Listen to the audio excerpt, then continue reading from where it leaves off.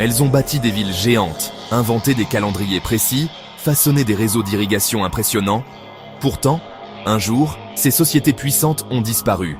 Comment les Mayas, l'Empire Khmer ou les habitants de l'île de Pâques ont-ils pu s'effondrer?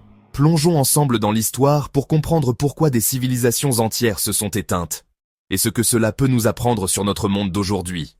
Il y a plus de 1000 ans, les Mayas régnaient sur une grande partie de l'Amérique centrale. Leurs villes, Tikal, Copan, Palenque, étaient des merveilles d'architecture et d'astronomie.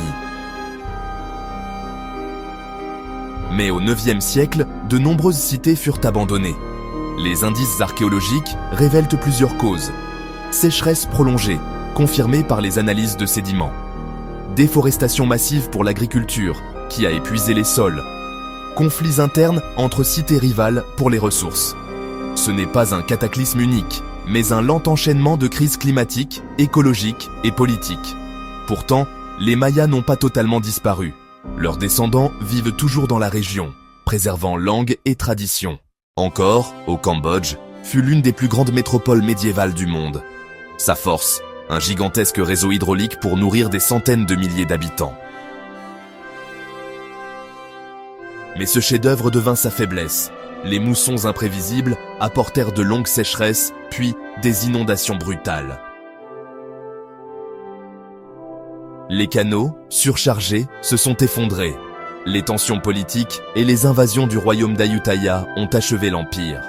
En quelques générations, la nature a repris ses droits, recouvrant temples et cités d'une forêt dense. Au milieu du Pacifique, l'île de Pâques abritait une société capable d'ériger les célèbres moaïs, statues monumentales taillées dans la roche.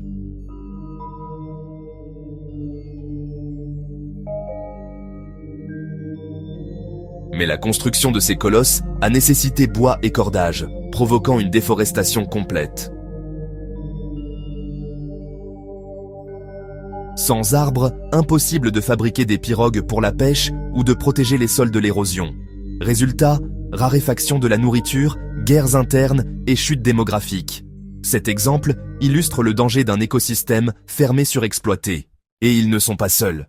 En Mésopotamie, la salinisation des sols a rendu l'agriculture impossible. Les Anasasis d'Amérique du Nord ont dû fuir leurs falaises à cause de méga-sécheresses. Dans la vallée de l'Indus, des inondations puis des tremblements de terre ont bouleversé l'habitat. Dans chaque cas, ce sont plusieurs facteurs combinés, climat, environnement, pression démographique, guerre, qui ont provoqué l'effondrement. Ces histoires anciennes résonnent étrangement avec notre époque. Nous dépendons nous aussi d'un équilibre fragile. Climat, eau, biodiversité. Leur disparition nous rappelle que la technologie seule ne suffit pas si nous épuisons les ressources ou ignorons les signaux du climat. Et si ces civilisations nous parlaient à travers leurs ruines? Leur message est clair. L'adaptation et le respect de la nature sont essentiels pour éviter notre propre effondrement. Quels enseignements retenez-vous de ces mondes disparus?